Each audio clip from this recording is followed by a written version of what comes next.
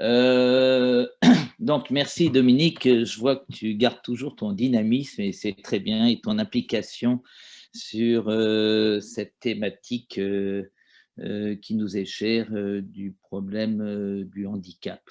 Merci aussi à Bruno et puis à toute l'équipe qui a organisé. J'ai perçu au fur et à mesure des semaines qui ont précédé votre implication et puis on va le voir, et ça a été dit en filigrane dans les témoignages, une des caractéristiques de l'intelligence, la capacité d'adaptation.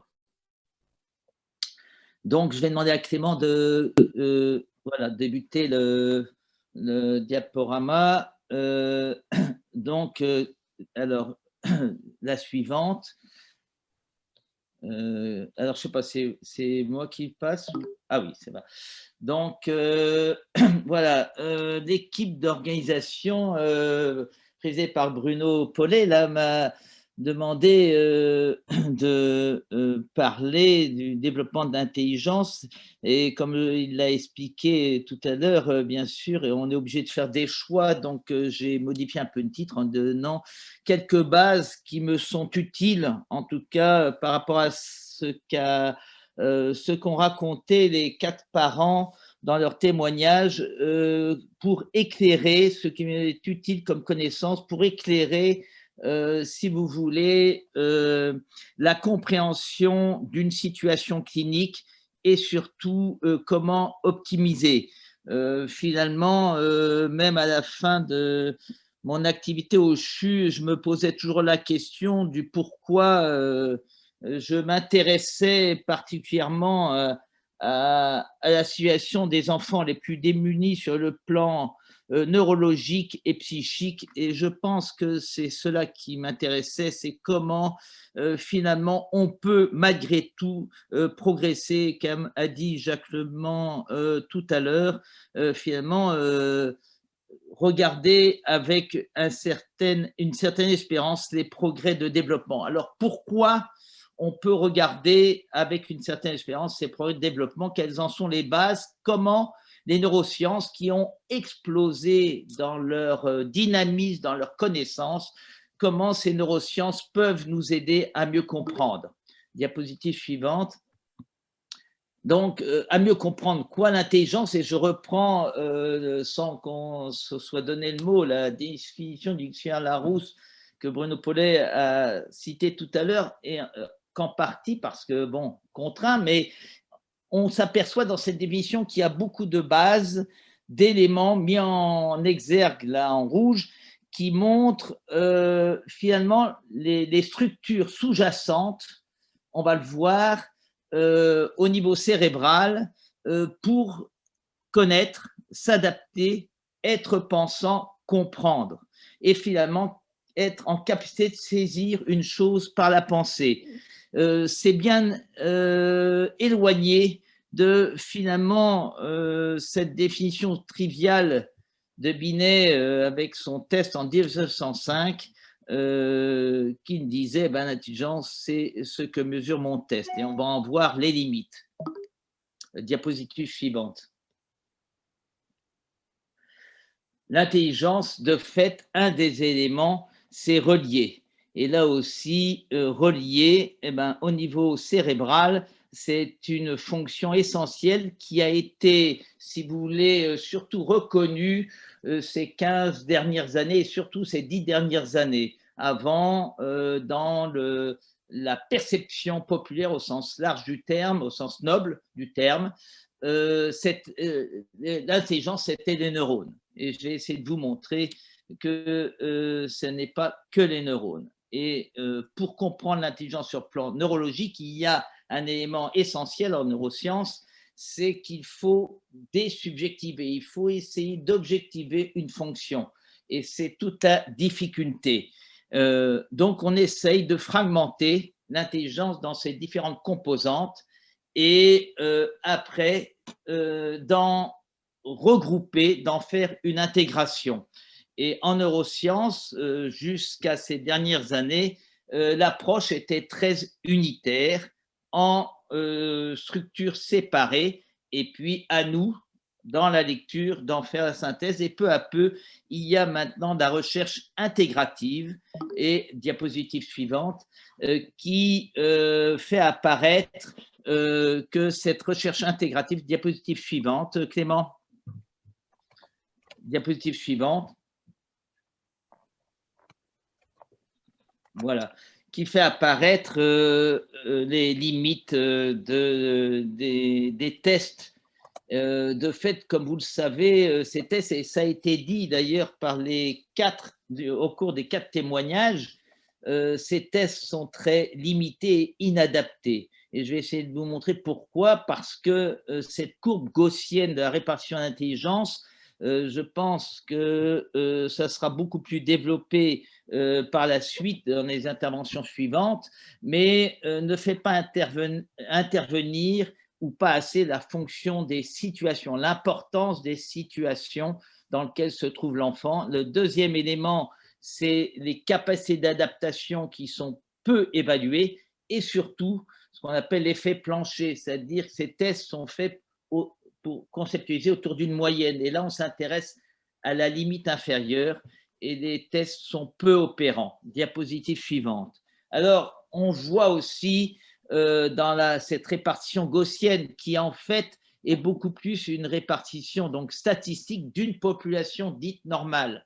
Mais le domaine du polyhandicap fait émerger une population d'enfants et d'adultes différents, ça a bien été dit, différents, mais aussi différents, si vous voulez, dans l'expression de leur cognition, leur capacité de traitement, et différents aussi dans leur étiologie, ça a été dit aussi ça dans les 4 témoignages. Et vous voyez que si on prend la courbe gaussienne, ben, on fait une répartition homogène, j'allais dire, environnementale quasiment, écologique, on pourrait dire maintenant, et alors que là, fait apparaître un ressaut sur cette courbe de Gauss qui est le ressaut de toutes les aventures et mésaventures que la maladie, le traumatisme, la génétique fait apparaître, ou l'environnement par les toxiques fait apparaître et entraîne des lésions comme conséquence dans l'expression du potentiel. C'est bien montré que rien que dans une approche purement statistique, on passe à côté de l'individualisation de cette population d'enfants et d'adultes dits polyhandicapés. Diapositive suivante. Diapositive suivante. Donc, comprendre à partir d'une situation clinique, à partir d'un enfant, d'un adulte, finalement, je me suis dit, qu'est-ce qui apparaît dans mon esprit pour essayer de faire comprendre aux parents la situation de leur enfant, d'une part, et moi-même, essayer de comprendre comment ça fonctionne, le cerveau de tel ou tel enfant ou adulte, pour pouvoir développer des voies d'optimisation, donc de développement et donc d'apprentissage. Alors, vous avez des bases caricaturales sur ce schéma, des neurones, des connexions et des communications. L'unité de traitement de ces 3 fonctions, ce sont les neurones. Voilà un neurone avec, vous voyez, ces branches diverses qu'on appelle des dendrites, et au niveau des dendrites, c'est là que se font les connexions, les synapses. Diapositive suivante. Alors, on va voir un peu, ça a été dit et redit, l'évolution, le neurodéveloppement. Et voilà une étude relativement récente qui apparaît complexe dans le schéma, mais que je vais vous expliciter rapidement. Sont des sujets qui devaient être opérés du cerveau et à qui on a fait passer donc des tests d'intelligence, à qui on a fait passer toute une série d'explorations en imagerie cérébrale, en IRM, avec des IRM assez sophistiqués, et lors du traitement chirurgical, on a réalisé des prélèvements à l'endroit où il devait être opéré. On a extrait quelques millimètres de tissu qu'on a pu mettre en culture et explorer. Et l'une des questions que posait l'équipe de recherche qui a fait cette étude, c'était est-ce qu'on peut, en étudiant le neurone, avoir une information sur le développement, même macroscopique. Et donc, en regardant la structure, est-ce qu'il y a une corrélation entre la structure même d'un neurone et le fonctionnement?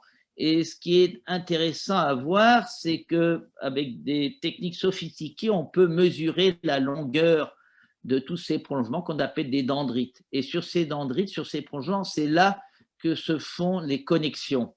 Et vous voyez qu'il y a, ce qu'il montre, c'est que la longueur des dendrites définit la vitesse de traitement. Ici, vous avez la vitesse de traitement, de propagation de ce qu'on appelle un potentiel d'action. Et en abscisse, vous avez la longueur des dendrites. Donc, plus les dendrites sont longues, plus la vitesse est importante. Et au niveau des tests, plus la capacité de résolution des tests est importante. Diapositive suivante. Alors, on va voir, ça va s'éclairer. Et de la même façon, si on regarde, ils se sont intéressés aussi à l'épaisseur du cortex, mais on verra la relativité, mais cette épaisseur du cortex, c'est la macroscopie. Et de fait, plus il y a de dendrites, plus l'épaisseur de cortex d'un individu par rapport à un autre est proportionnelle à la taille des dendrites, donc est un peu plus épais. Diapositive suivante. Alors, il y a les connexions. Les connexions, elles avaient été étudiées 30 ans avant dans une publication qui reste célèbre et qui est fondamentale pour comprendre le neurodéveloppement, à savoir que vous voyez en abscisse, vous avez les années entre la grossesse, 28 semaines de vie intra-utérine, la naissance et puis la vie qui s'écoule, et en ordonner le nombre de connexions de synapses par millimètre cube de cortex. Et là, on voit que cette progression de développement des connexions, des synapses, elle n'est pas linéaire, elle suit une courbe asymptotique à double axe, c'est-à-dire une première période de la vie avant la naissance et jusqu'à l'âge d'1 an où on augmente considérablement notre nombre de synapses jusqu'à 800 millions de synapses par millimètre cube de cortex. Il faut se représenter 1 millimètre sur 1 millimètre sur 1 millimètre de cortex et vous avez 800 millions de connexions. Et puis de 1 an à 5-8 ans, une sélection en fonction de l'environnement, en fonction des événements de la vie. On va plus ou moins sélectionner et en fonction des intérêts. Et cette sélection synaptique va orienter chacun d'entre nous dans des compétences différentes. C'est simplement pour montrer que l'environnement joue un rôle essentiel. Diapositive suivante. Et la traduction, ben, c'est un autre papier qui est sorti 20 ans plus tard et qui montre en imagerie que ce qui est rouge, c'est du cortex très épais, ce qui est bleu indigo, un cortex plus fin. On voit une sélection qui se fait progressivement, ce qu'on appelle la maturation.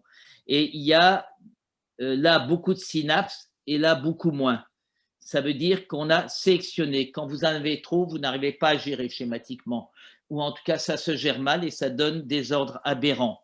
Donc, la maturation du cortex, elle se fait de 5 ans à 20 ans et maintenant, on sait même au-delà. Diapositive suivante. À côté du cortex, je vous ai dit tout à l'heure dans le schéma, il y a des neurones, il y a le cortex avec les dendrites et puis il y a la communication, les fibres optiques et la myéline, ce qu'on appelle la substance blanche, qui, elle, se développe au cours du temps et au cours de toute la vie. Et vous voyez, vous avez ici la grossesse, sa première année, les 10 premières années et au-delà. Et on voit, c'est une vieille étude qui a plus de 50 ans maintenant et qui reste une référence conceptuelle et qui montre que la myéline se développe progressivement dans chacune des structures sur une dynamique spécifique. Là, vous avez tout ce qui est la commande faciale, l'oculomotricité, par exemple, l'audition, la motricité de la face. Là, vous avez tout ce qui est la transmission des données pour la marche notamment.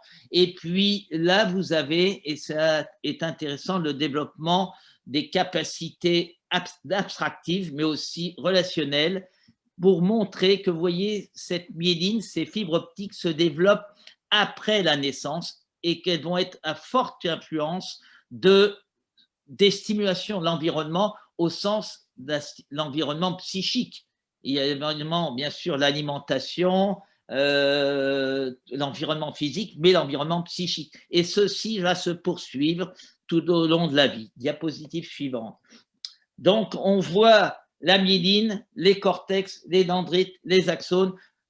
Toute cette organisation va maintenant rentrer en communication. Il faut voir dans le cerveau que c'est une énorme, on pourrait dire, une énorme usine, une énorme raffinerie avec différentes structures. Et chaque structure a un rôle propre. Et pour que ça fonctionne, il faut, et c'est pour ça que je vous montre cette IRM, avec ce qu'on appelle des trackings, c'est des images qu'on peut faire in vivo grâce aux outils informatiques, et vont communiquer entre elles, entre le cortex, voilà, ici. Ce cortex seul n'a pas beaucoup d'intérêt, on va voir, et même peut avoir beaucoup d'inconvénients. Il doit être modulé par une structure au centre qu'on appelle les noyaux gris centraux, le striatum, et avec dans les noyaux des structures très particulières comme le thalamus. Et donc, on va avoir des boucles. Le cortex va stimuler les noyaux gris qui vont inhiber le cortex. Et donc, des boucles de régulation. Diapositive suivante. Ces boucles, elles vont d'autant mieux fonctionner que la myéline s'est développée. Preuve en est, c'est qu'on a fait des études chez l'enfant et chez l'adulte de regarder est-ce que si on a moins de myéline, comment ça impacte sur les capacités cognitives, les capacités de traitement d'un signal, finalement, même d'un signal complexe. Et bien, on voit qu'il y a une corrélation positive importante entre la quantité de myéline, là c'est sur les voies sensorimotrices, donc tout ce qui touche à la sensorimotricité et les capacités développementales. Et si la quantité de myéline est moindre, ça impacte sur l'index du développement. Ça chez l'enfant, diapositive suivante. Et si on regarde, diapositive suivante, Clément, si on regarde chez l'adulte, il en est de même. On retrouve la même corrélation chez l'enfant que chez l'adulte. Donc, il y a une corrélation forte. Ça veut dire qu'il va falloir tenir compte, si je puis dire, des causes, des troubles du développement pour pouvoir donner un axe de direction sur un projet éducatif, rééducatif, diapositive suivante, et de prise en charge globale dans notamment la sensorimotricité. Alors, il y a le thalamus, il y a le cortex, il y a les nerfs périphériques, mais il y a aussi un autre organe, le cervelet, dont je dirais 3-4 choses par 3-4 diapos. Vous voyez, le cervelet, c'est l'inverse. En science, on dit toujours qu'il faut se méfier du bon sens. Petit cerveau, cervelet. Et pourtant, il y a la moitié des cellules qui sont à l'intérieur de notre crâne qui sont là-dedans, dans ce cervelet. Et le cervelet, il a longtemps été représenté comme sur le côté, sur le parking d'autoroute, où on s'arrête de temps en temps, en lien avec la motricité et le cortex sensoriel. Et pourtant, ce cervelet est fortement connecté au cerveau, avec des très, très gros faisceaux. Si on reprend encore l'exemple des fibres optiques, c'est beaucoup plus. Par exemple, le faisceau qui contrôle le rapport entre cervelet et cerveau, c'est un faisceau qui fait 20 fois plus de fibres que le faisceau qui gère la motricité. Diapositive suivante. Alors, ce cervelet, C'est vraiment l'organe de ces 15 dernières années où on découvre peu à peu, et maintenant il y a même des journaux consacrés, des journaux scientifiques consacrés au cervelet. On peut résumer, ça va vous éclairer par rapport aux témoignages et à ce que j'ai pu voir, ce qu'on nous a transmis de ces 4 témoignages. En effet, vous avez le cerveau comme, j'ai entendu le mot, une éponge, et c'est vrai, c'est une éponge. Votre cerveau reçoit en ce moment ce que vous avez de votre écran, ce que vous entendez de votre haut-parleur, mais aussi la façon dont vous êtes assis, la température de la pièce où vous êtes, l'éclairage, etc., etc.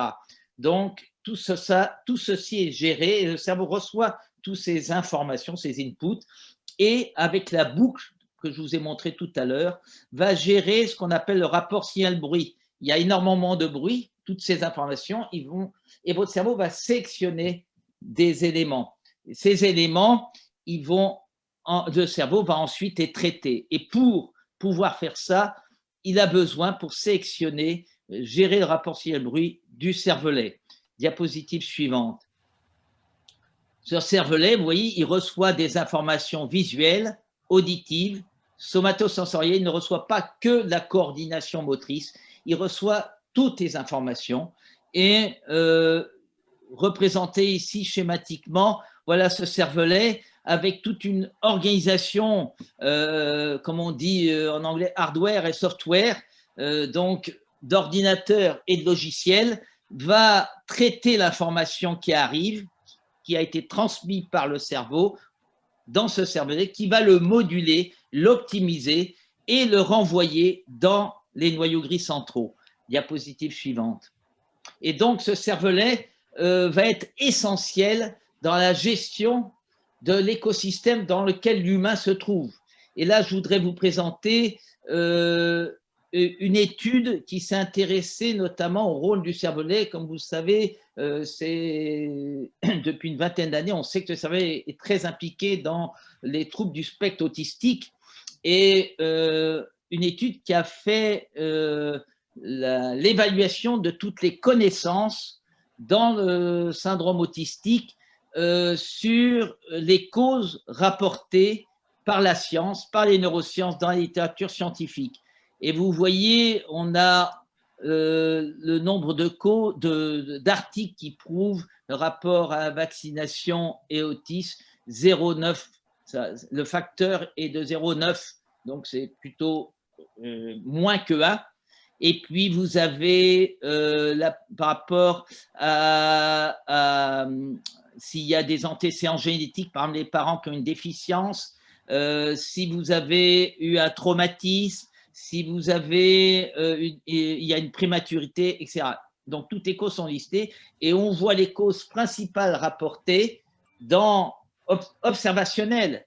En premier, les lésions cérébelleuses. Et puis après, il y a la gémellarité, les jumeaux monochoriales monoamniotiques. Là, bien sûr, le risque est encore plus important. Mais l'organe le plus important, c'est celui-là. Pourquoi? Parce qu'il sert le cerveau, diapositive suivante, suivante encore, voilà. Il sert le cerveau, ce cervelet, à apprendre. Et une des questions que l'équipe qui a organisé ce colloque, ce webinaire, comme on dit, m'a posé, c'est mais est-ce que le cerveau d'un enfant polyhandicapé peut apprendre? Mais bien sûr, ce qu'il faut et ce qui est fondamental, et ça a été un peu dit, il faut trouver la cause. Il faut supprimer tous les parasites. Quand j'entends tout à l'heure, voilà, mon fils a été opéré d'une scoliose qui entraînait un parasitage permanent, à la fois proprioceptif, à la fois dans la douleur, dans l'inconfort.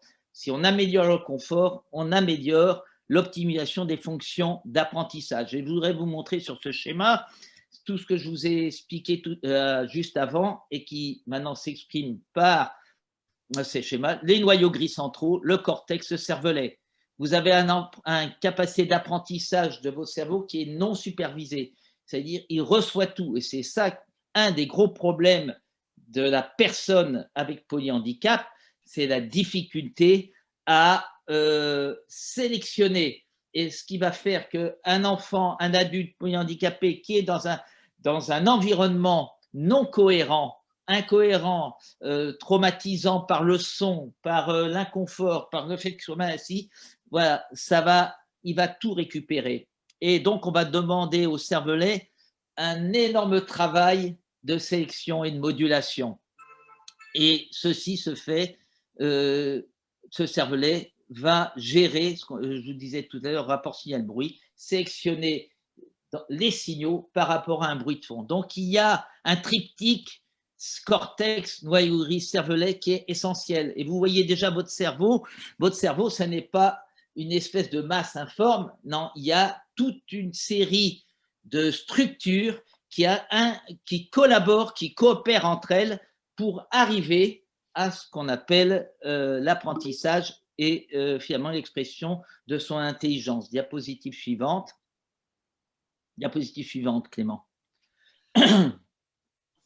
Suivante, bien sûr, arrive l'environnement, sujet à la mode. Alors voilà, vous voyez, Le Monde du mercredi 13 juin 2018 fait apparaître dans le monde des sciences la chute de l'intelligence. Ça sous-entendait la question fondamentale, est-ce que notre environnement optimise ou au contraire lèse les capacités d'accès à l'intelligence? Bien sûr, derrière cela, il y avait la limitation des tests aussi, qui n'explorent pas les capacités d'adaptation. Diapositive suivante, qui n'explorent pas les facteurs planchers. Et je voudrais vous montrer, pour montrer l'importance de l'environnement et de tout ce qui a été dit par les 4 parents juste avant, le rôle de l'empathie qui donne du sens. Pourquoi faut-il donner du sens aux stimulations, encore plus chez un enfant ou un adulte avec polyhandicap? Voilà des sujets normaux de l'équipe de Anne, qui sont les membres de son équipe, qui sont passés dans la machine à IRM fonctionnelle, et dans l'IRM, il y avait un écran sur l'écran apparaissaient des lettres ou des graphèmes, hop là, des lettres ou des graphèmes, vous voyez, de signification croissante pour arriver à un mot. Donc, quand vous voyez ces lettres sur un écran, elles ne vous stimulent pas beaucoup, elles ne vous intéressent pas. Et puis, plus vous avancez, plus ça vous intéresse. Et quand on regarde au niveau du cerveau, qu'est-ce que ça veut dire, ça vous intéresse? Eh bien, plus vous avez une activité colorimétrique, on va schématiser rouge, c'est que vous avez une plus forte activité dans le traitement d'un signal, et plus c'est bleu indigo, moins votre cerveau est stimulé pour traiter ce signal. Et vous voyez que plus ça a du sens, plus vous recrutez, plus vous donnez donc ce que j'appelle de la cohérence. Plus votre signal est cohérent, a un intérêt, une signification, plus vous allez recruter. Bon, ici, c'est une reconstruction. Ça, c'est essentiel. Diapositive suivante. À comprendre quand on veut apporter ou développer des techniques d'apprentissage chez tout un chacun, mais particulièrement chez les personnes avec polyhandicap. Alors, Bruno Paulet m'a dit, il faudrait que tu donnes la biblio. Donc, je lui ai dit, le problème, tout ce que je vous montre, tout est en anglais. Donc, j'ai cherché quand même, il y a deux documents, l'un sur Arte, que vous pouvez accéder sur arte.tv, sur le pouvoir du cerveau, qui détaille encore plus d'autres aspects que ceux que j'ai dit et dont j'ai extrait cette diapo. Là, on montre un sujet de façon extrêmement courte, un stimulus donné sur un écran. C'est tellement court qu'il n'en a pas conscience, mais son cerveau le voit. Donc, c'est moins d'un dixième de seconde, il n'en a pas conscience. Et là, le temps d'affichage est plus long, et vous voyez toute la partie du cerveau, du cortex, là, qui est recrutée pour voir cette stimulation. Donc, simplement, ce que ça montre, par rapport à ce que je vous ai dit, la myéline, il y en a moins, c'est plus lent. Les dendrites, les neurones, les connexions, il y en a moins, c'est plus lent. Donc, le temps d'exposition, il doit être plus long. Il ne faut pas dire il ne comprend rien, non, il faut lui laisser le temps. répéter, mais laisser le temps. C'est difficile en ce moment dans notre société où tout doit être très rapide. Ben oui, là, il faut redonner l'éloge de la lenteur. Diapositive suivante. Suivante. Alors, bien sûr, je ne pouvais pas faire ce topo sans au moins citer ce schéma. Donc, j'ai un peu modifié par rapport à la littérature de Samuel Walker. Un cerveau sensorimoteur, émotionnel et cognitif et de langage, c'est la résultante, bien sûr, du développement des fonctions cérébrales. Et ce développement des fonctions cérébrales, il est fonction de 4 grands groupes de facteurs, les facteurs de risque psychosociaux, les facteurs socioculturels, la pauvreté et les facteurs de risque biologiques. Donc ça, tout ça pour dire que bien sûr, il y a un lien, et on le voit tous les jours en ce moment, avec la situation économique, mais aussi la situation culturelle. Diapositive suivante. Et même les personnes avec polyhandicap sont impactées par cela. Et je terminerai par cette diapositive et la suivante en conclusion.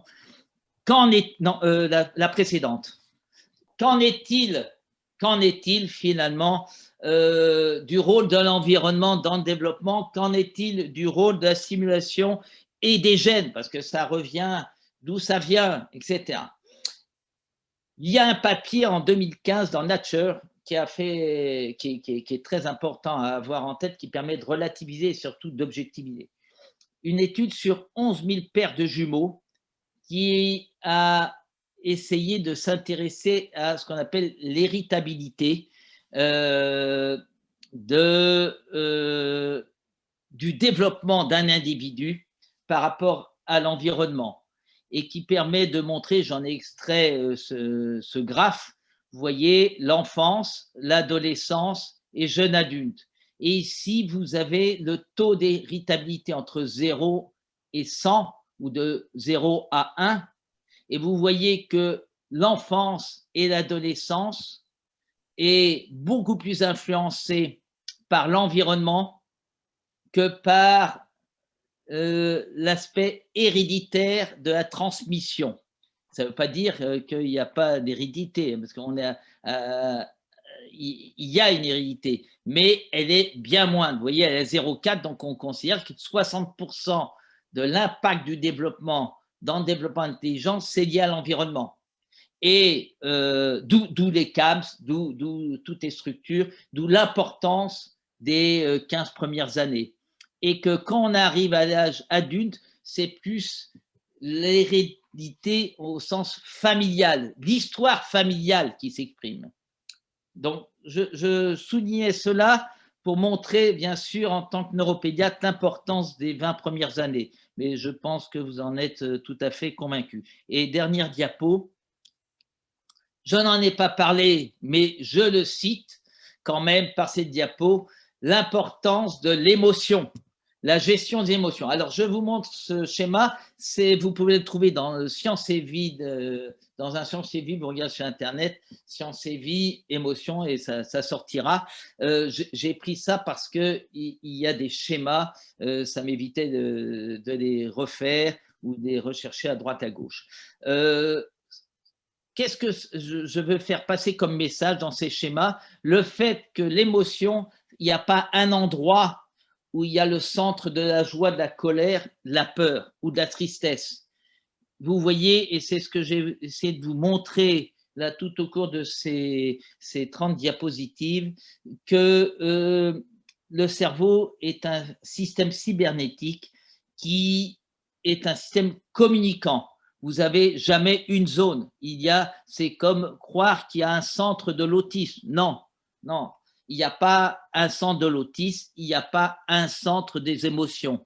C'est une intégration, il y a un système intégratif. Or, là intervient, et c'est fondamental de connaître, quand on a un enfant ou un adulte handicapé, de savoir quelle est l'histoire médicale, quelle est la cause, quelle est l'étiologie, parce que vous comprendrez mieux si c'est plutôt la transmission qui est atteinte, plutôt le cortex, plutôt le rapport signal-bruit. Bref, essayez de donner du sens à une déficience. Voilà, Je vous remercie pour votre attention.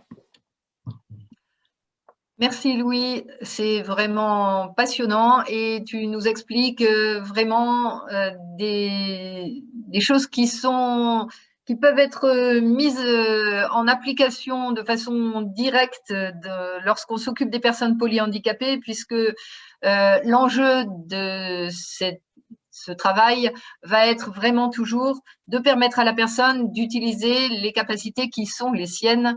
Exactement. Et qu'on trouve chez elle. Et qu'on peut faire progresser. Et qu'on peut faire progresser, c'est aussi le signe d'espoir que tu nous donnes. Ouais. Signe d'espoir que les parents avaient découvert bien avant les scientifiques, mais qui est maintenant appuyé sur une certitude scientifique qui va pouvoir aussi encourager tous les professionnels et encourager aussi toutes les demandes faites en haut lieu pour ne pas oublier les apprentissages dans l'éducation des enfants polyhandicapés. Tu as raison, il y a un impact politique, toujours. Il y a un impact politique, bien sûr. Bruno Chevrier, est-ce que tu aurais des questions à nous transmettre? Alors, il y a eu assez peu de questions écrites, mais c'est assez logique puisque la densité de l'exposé était telle qu'on ne peut pas tout faire, on ne peut pas suivre, etc. Moi j'ai pris quand même quelques notes et il m'est venu, je voulais effectivement remercier Louis Ballet, mais vraiment il y a des choses que j'ai appris, notamment l'importance du cervelet, dont on savait qu'il était modulateur, optimisateur, régulateur, mais que effectivement cette modulation, cette optimisation, elle est vraiment déterminante. J'avais deux questions par rapport à ce que vous disiez juste à la fin, importance de savoir la cause. Vous en avez parlé souvent. Qu'est-ce que vous pensez que maintenant, en 2020, quelles sont les explorations qui deviennent accessibles et qui deviennent nécessaires ou indispensables, à votre avis, pour des personnes, enfants ou adultes polyhandicapés? Quelles sont les explorations que vous conseilleriez pour justement mieux connaître les causes? Alors, je dis souvent qu'on trouve que ce qu'on cherche. Donc, les explorations sont fonction de la démarche clinique. Et qu'est-ce qu'est la démarche clinique? C'est un interrogatoire extrêmement rigoureux. Je considère que, par exemple, une consultation de neuropédiatrie pour définir les explorations à réaliser, c'est minimum 1 heure de consultation. Parce qu'il faut faire toute une enquête sur l'histoire familiale, l'histoire de la grossesse, l'histoire de l'enfant, puis les accidents de la vie qui ont pu survenir. Bref, cette démarche va permettre de choisir quel est l'examen le plus performant et qu'est-ce qu'on cherche à cet examen. Je donne un exemple. Quand vous faites une IRM à une personne, le radiologue a besoin de savoir ce que vous cherchez parce que les séquences informatiques qu'il va programmer vont être fonction de ce que vous cherchez. Et un radiologue, si vous lui dites IRM pour voir, il va faire du standard et il va vous dire vous ne m'avez pas dit ce que je devais chercher, on ne trouve rien. Bon, donc ça, c'est le premier point. Maintenant, si on répond globalement en termes d'économie de la santé, dans le domaine du polyhandicap, la première cause, elle est génétique. Donc, vous allez me dire,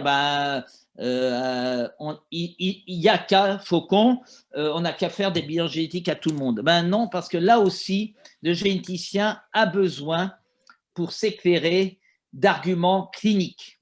C'est très difficile d'être très performant, même en génétique. Je vous donne un exemple là aussi.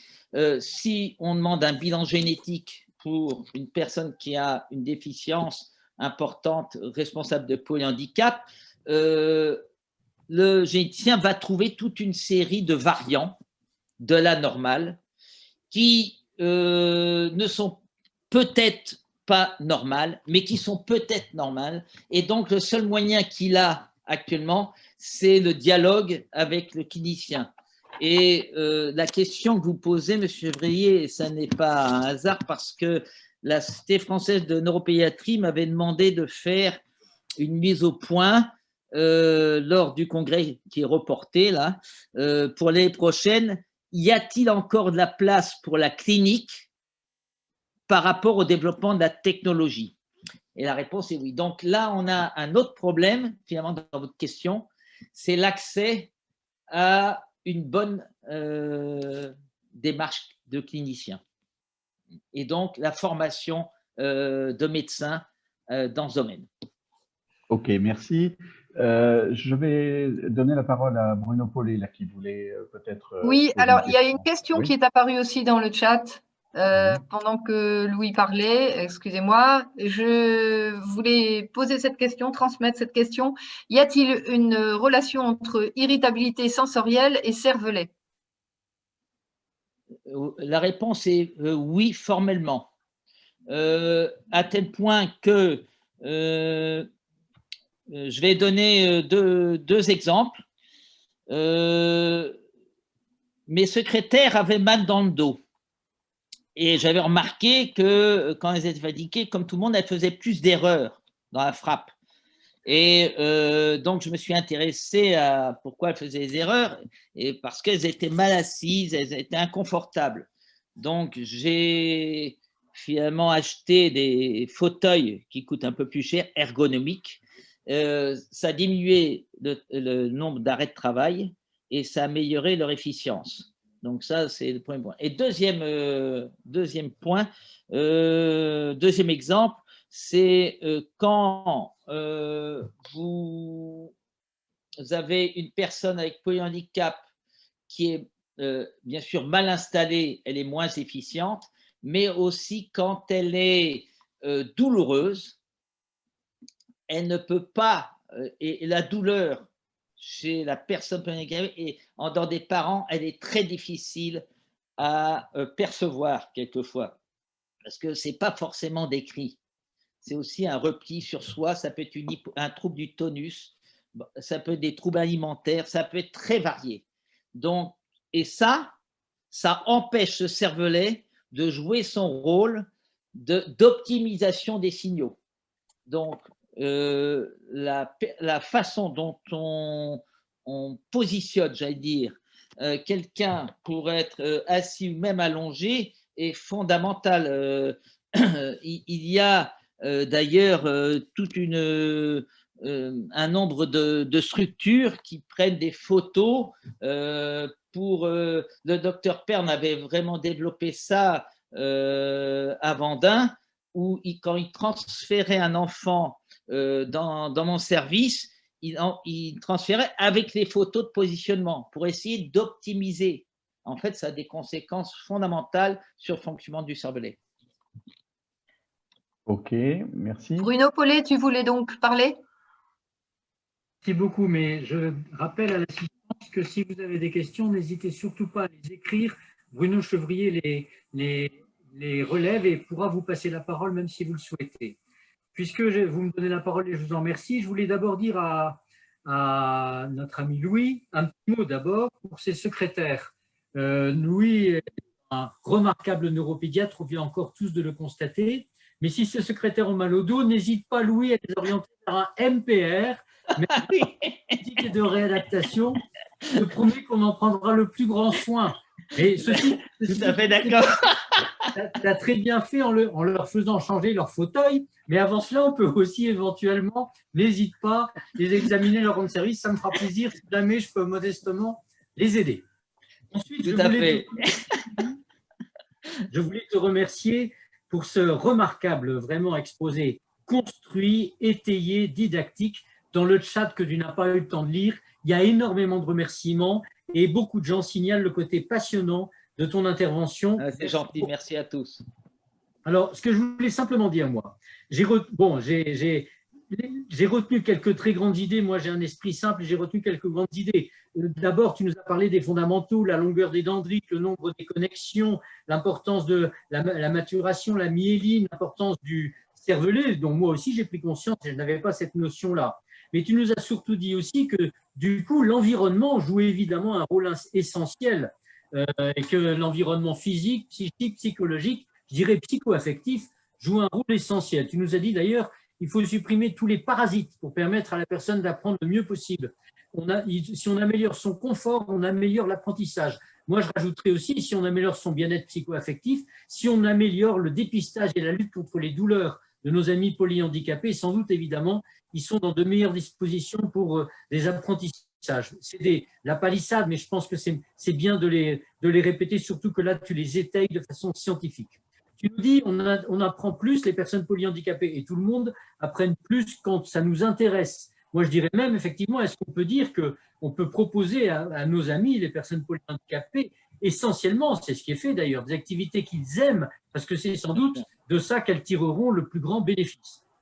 Et puis surtout, et je voulais conclure là-dessus ma modeste intervention, tu nous dis, le temps d'exposition doit être plus long. Alors là, je te remercie, Louis. Je ne te l'avais pas demandé, ce n'était pas téléguidé. Mais effectivement, le temps d'exposition doit être plus long. J'ai vu d'ailleurs une question d'Odile Antoine à ce sujet dans le chat. Effectivement, il faut que tous on ait conscience que les apprentissages d'une personne polyhandicapée s'inscrivent dans une temporalité différente, prolongée, et que ce n'est pas parce qu'on arrive dans un établissement pour adultes qu'on a fini son apprentissage et qu'il faut, puisqu'on parlait de politique, qu'il faut effectivement que dans l'établissement pour adultes, il y ait aussi une poursuite des apprentissages pour permettre à nos amis polyhandicapés de valoriser leurs capacités de façon à ce qu'ils puissent avoir une vie encore plus épanouie. Mais vraiment, merci beaucoup, Louis, pour cet exposé remarquable.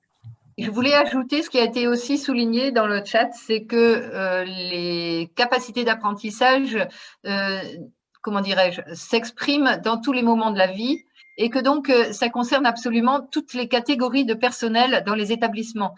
Et il n'y a pas des personnels qui vont être spécifiquement apprenants, mais il y a l'ouverture de chaque catégorie de personnel aux apprentissages qui sont du ressort de sa catégorie d'activité, je dirais. Et je crois que c'est aussi un formidable message d'espoir pour tout le monde, parce que quelle que soit la place qu'on occupe dans un établissement, eh bien, c'est vraiment une équipe qui prend en charge. Et les communications à l'intérieur de l'équipe seront donc aussi la source d'une possibilité d'apprentissage pour les personnes accueillies. Je pense que Louis, tu ne démentiras pas tout ça. C'est ce que sous-entendais par le mot cohérence. Il y a la cohérence du signal, mais il y a la cohérence d'équipe, il y a la cohérence d'environnement. Je confirme tout à fait ce que tu dis. Alors, j'avais une dernière question, enfin plutôt une réflexion-question.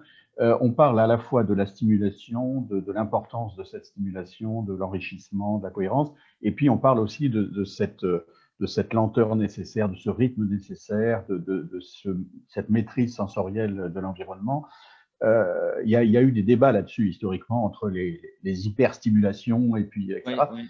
Qu'est-ce qu'on peut en dire aujourd'hui? Est-ce que l'hyperstimulation, des fois, elle est contre-productive parce qu'elle provoque trop de stimuli ou inversement?